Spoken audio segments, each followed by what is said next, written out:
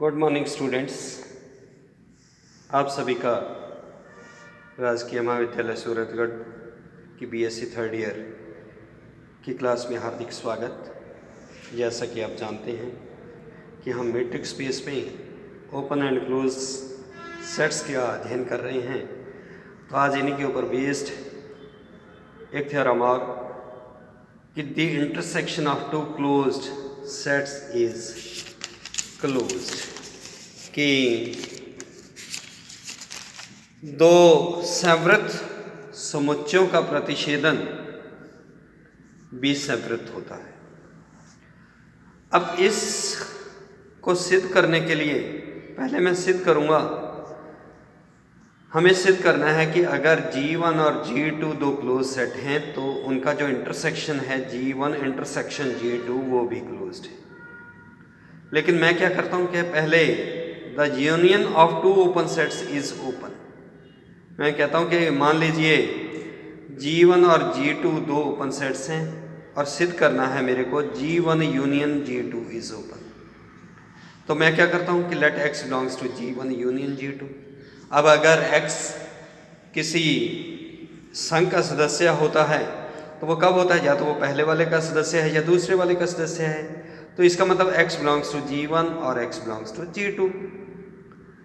अब हमें दे रखा है G1 ओपन है और x G1 का सदस्य है, तो एक धनात्मक संख्या r इस प्रकार की जरूर विद्यमान होगी कि x को सेंटर मानकर r रेडियस का कोई ओपन स्फीयर ड्रॉ करते हैं तो that is contained in G1।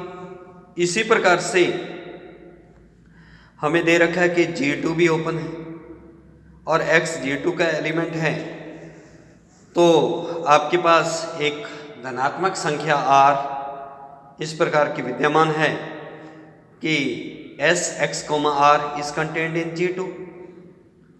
अब आप कह रहे हैं कि Sx, r G1 का भी उपसमुच्चय है, Sxr G2 का भी उपसमुच्चय है।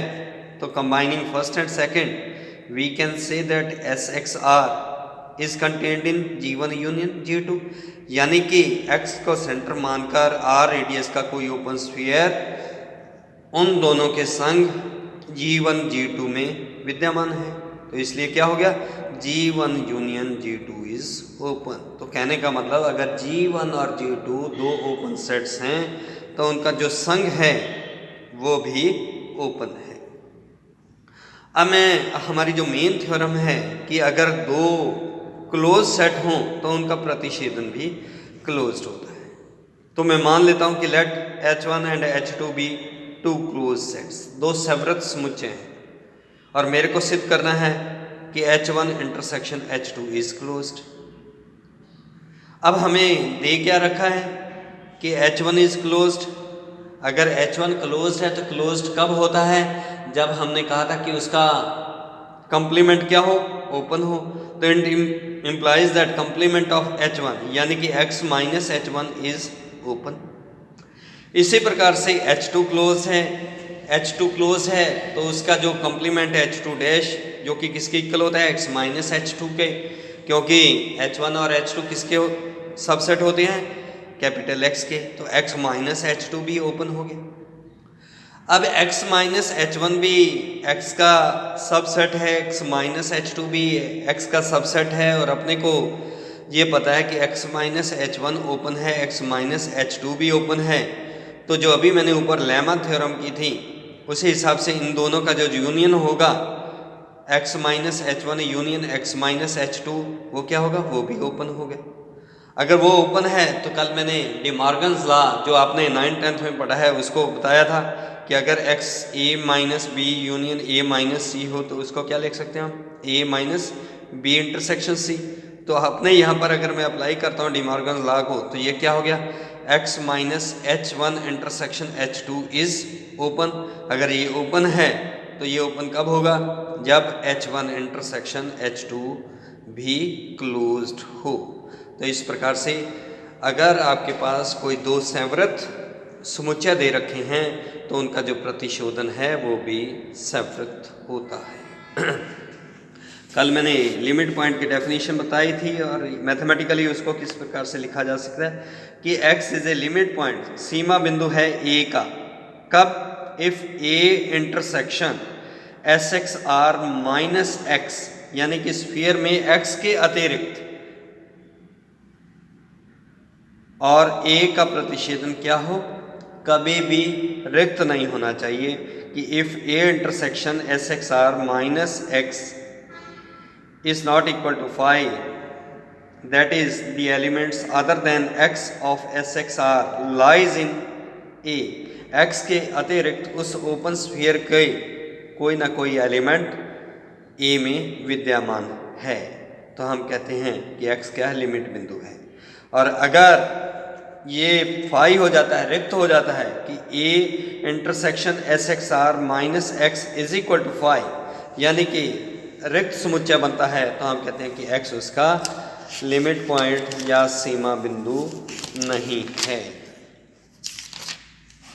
तो एक थ्योरम कि ये subset A of a metric space is closed if it's complement is open, जो डेफिनेशन है उसी को मैं अप्रूव कर रहा हूँ कि अगर किसी मीट्रिक स्पेस का कोई उपसमुच्चय A सवृत है तो वह तभी होगा जब A का कंप्लीमेंट क्या हो? विवृत हो।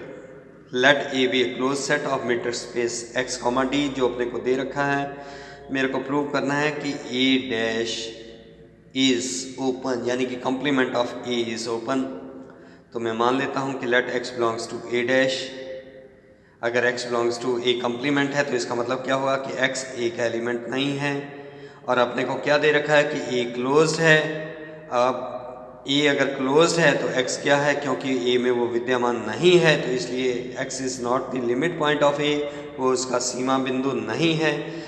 अगर वह सीमा बिंदु नहीं है तो तभी हो सकता है कि if there exist an open sphere S X R, कि r रेडियस का x को सेंटर मानकर कोई विवृत गोला विद्यमान है कि S X R com intersection A is equal to 5 हो, क्योंकि मैंने अभी आपसे कहा था कि अगर उन दोनों का इंटरसेक्शन रिक्त आ जाता है तो वो सीमा बिंदु नहीं होता है, और अगर वह नॉट इक्वल टू 5 आता है तो वो सीमा बिंदु होता है। तो S X R intersection A is equal to 5 आ रहा है, तो इसका मतलब S X R is contained in A dash, और अगर कोई ओपन स्फीयर किसी सेट में विद्यमान हो तो वो सेट क्या होता है? ओपन होता है। तो इसलिए complement of A is open, कि जब सबसेट A मीट्रिक स्पेस का क्लोज था तो उसका कंप्लीमेंट क्या है? ओपन है। अब इसका कन्वर्स, क्योंकि अपने पास इफ एंड ओनली इफ की बात की गई है कि मान लीजिए कि A डैश ओपन है, कंप्लीमेंट ओपन अब लेकर चलते हैं और हमें सिद्ध करना है कि A कंप्लीमेंट का कंप्लीमेंट यानी कि A क्या है? क्लोज सेट है। तो इसे सिद्ध करने के लिए मैं उल्टा मानता हूँ, लेट यदि संभव है तो A क्लोज्ड नहीं है, let if possible A is not closed. तो अगर A क्लोज नहीं है तो ये कब हो सकता है? This is possible if there exist some limit point of A should be out of it. तो अगर A क्लोज्ड नहीं है तो वह तभी संभव हो सकता है जब A का कोई ना कोई सीमा बिंदु A में विद्यमान नहीं हो। अदरवाइज क्या है? अगर सीमा बिंदु विद्यमान होता है तो वो सेट ओपन सेट होता है। अब हम कहते हैं कि A का कोई भी सीमा बिंदु A में नहीं है, तो इसलिए क्या है कि A का कोई सीमा बिंदु क्या होगा? वो A डैश में मौजूद होगा। तो it implies there exist some limit point of A is contained in A dash. अब आप कह रहे हैं कि x A में तो नहीं है लेकिन A डैश में है, यही आपने कहा है। तो it implies there exist an element x which is not in A but x is A limit point, है तो A डैश में लेकिन A का लिमिट पॉइंट है। अगर लिमिट पॉइंट है तो अपने को क्योंकि दे रखा है कि A डैश क्या है? ओपन है, आपने दिया है, और अगर वह ओपन है तो आपके पास कोई एक धनात्मक संख्या r इस प्रकार की विद्यमान जरूर होगी कि x को सेंटर मानकर r रेडियस का अगर ओपन स्फीयर ड्रा करते हैं तो वो क्या होगा? उस A डैश में विद्यमान होगा, क्योंकि आपको A डैश ओपन दिया गया है। तो इसका मतलब S X R is contained in A dash. अगर A डैश में विद्यमान है तो इसका मतलब क्या है कि S X R intersection A is equal to 5। अगर ये फाई है तो इसका मतलब क्या हुआ कि x is not the limit point of A, क्योंकि फिर अगर वह हमने अभी डेफिनेशन मैंने बताई थी कि अगर intersection not equal to phi हो तो वो लिमिट पॉइंट होता है, और अगर इक्वल टू फाई हो तो वह लिमिट पॉइंट नहीं होता है। तो it implies x is not the limit point of A. लेकिन ये क्या है, गलत है, क्योंकि अपने को क्या दे रखा है कि ए डैश ओपन है, तो इसलिए विच इज़ ए कंट्राडिक्शन। अगर ये कंट्राडिक्शन है तो हमने जो एज्यूम किया था, क्या एज्यूम किया था कि let if possible A is not closed, तो वो गलत है। अगर वो गलत है तो इसका मतलब क्या हुआ कि सेट ए इज क्लोज्ड।